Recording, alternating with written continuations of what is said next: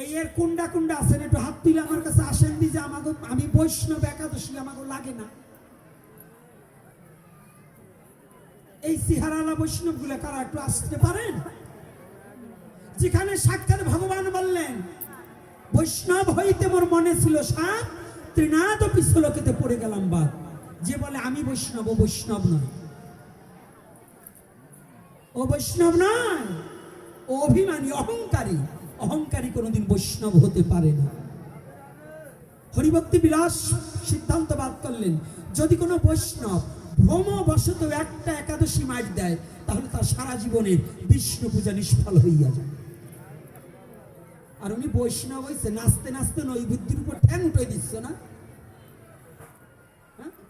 এত বড় রুই মাছের কাতলা মাছের মাথা খাই আবার বৈষ্ণবত্ব দেখাও না? আবার ওনার একাদশী নাই, ওনার শিষ্য হইলে একাদশী নাই, এসব হচ্ছে সব ভণ্ডামি। একজন বেদিগ্রস্ত ব্যক্তি আপনি খান, আপনাকে খেতে নিষেধ করবো না, কিন্তু যদি বলেন বৈষ্ণবের একাদশী নাই, এই পৌষ মাসের শীতের ভিতর কাপড় চুপড় খুলে ওদের ওই পুকুরের ভিতর 4 ঘন্টা দাঁড়া করাই রাখতে হবে। বৈষ্ণবের একাদশী নেই। মহাপ্রভু নিজে, ভগবান নিজে তার মাকে পর্যন্ত একাদশীর নির্দেশ দিলেন, আর উনি ভগবান হয়ে গেছে, ভগবানের বাক্য উপেক্ষা করে বলছে আমাদের একাদশী নেই। এগুলো সব ফাজলামি। কষ্ট পাচ্ছেন নাকি? এই ভুরি ভারিতে চলবে না। সনাতন ধর্ম শুদ্ধ সাত্বিক সনাতন ধর্ম। আপনার এই মিথ্যা প্রবঞ্চনা, একটা শাস্ত্র থেকে দেখান তো যে বৈষ্ণবের একাদশী নেই, একটা শাস্ত্র থেকে আনুন। কি রাগ করছেন নাকি মায়েরা? খাওয়ার লোভে পড়ে এই পাপ কার্য করবেন না, তাইতে যা হয় হবে। আর একটা প্রশ্ন করছে দান দিতে হবে সমাধান, জনন ঔষধ এবং মরণ ঔষধে দান করা যাবে কিনা? দানে কোনো ঔষধে নিষেধ নাই। মা বাবা মারা গেলে আরো বেশি বেশি দান করতে হবে। শ্রাদ্ধের মন্ত্রের 16 আনা মন্ত্রের 15 আনা এই দানের মন্ত্র। ভূমি দান, গো দান, অর্থ দান, রজত দান, কি আছে নাকি? স্বর্ণ দান আছে নাকি? থালা দান, গটি দান, ছাতি দান, পাটি দান, এগুলো কি দান নয়? শ্রাদ্ধের দানের এই যে দান করে কে নেয়? কোন দিন নেয়? সেদিন তো ঔষধ যায় না, ওই দিনও তো ঔষধ আছে, ওই সময় দান নেয় না? এই মা, এই কথা বলছে কেন? তাহলে যদি দান নেয়, উনি দান নিলে কোনো ঔষধ নাই, আর ভালো কাজে দান করলে ঔষধ, যদি কেউ বলে এটা মেনে নেওয়া যাবে না। আপনার মা বাবা মারা গেলে বেশি বেশি দান করবেন, ওই দানের ফলে আপনার পিতামাতার আত্মাটা যেন একটু শান্তি পায়।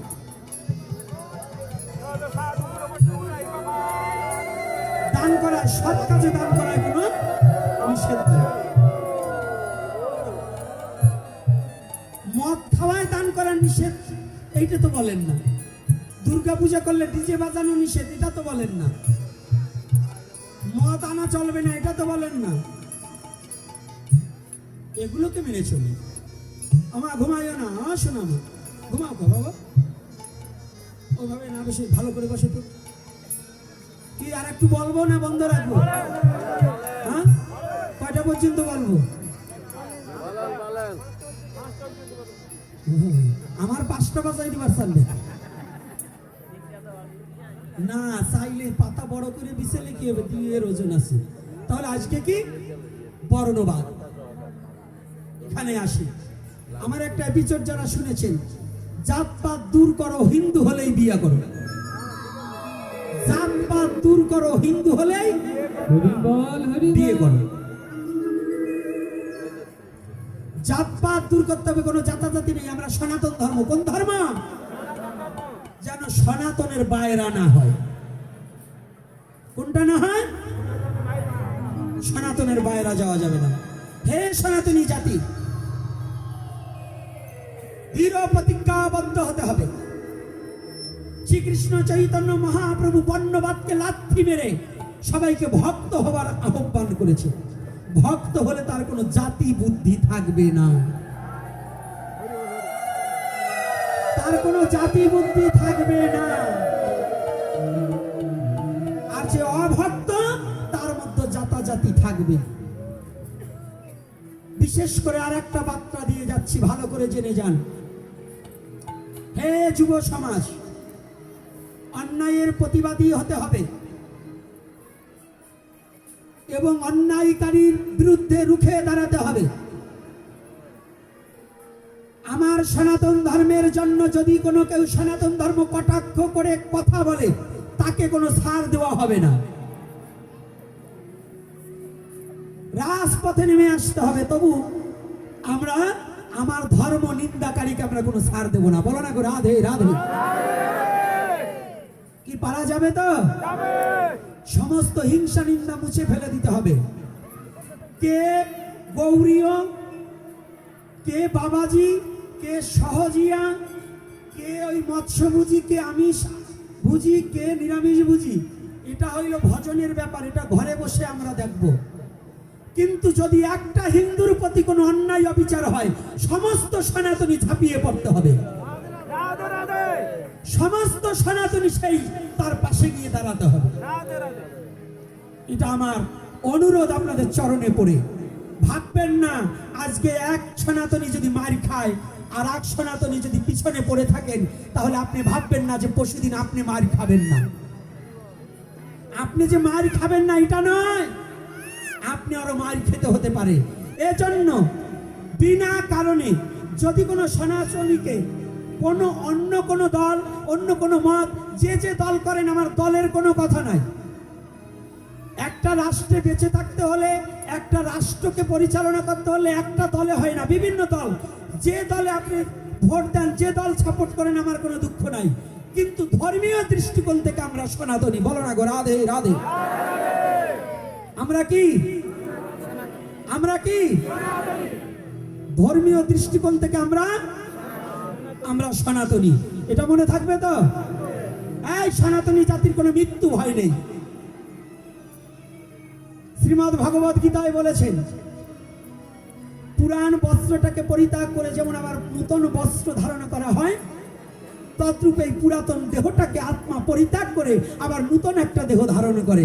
তাহলে সনাতনী জাতির মৃত্যুর পরে আবার জন্ম আছে। এজন্য মৃত্যুকে ভয় পাওয়ার কোনো কথা নেই। সত্যকে প্রতিষ্ঠার জন্য মৃত্যুকে হাসি মুখে বরণ করে হলেও নেব, তথাপি সনাতনের সত্য প্রতিষ্ঠা করার জন্য আমরা এগিয়ে আসবো।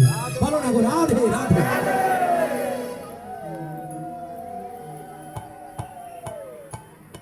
যে কথাটা বলছিলাম, গতকাল বলছিলাম, সেই কথাটা আবারও আমি বলতে চাচ্ছি।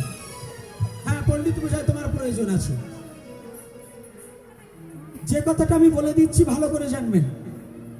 আপনারা গতকালও যে কথাটা বলছি, আবারও আমি সেই কথাটাকে পুনরাবৃত্ত করে দিচ্ছি। সনাতন ধর্ম নিয়ে কিছু সংখ্যক লোক খেলা খেলছে। সনাতনী লোক মারা গেলে জানাজা করা হচ্ছে।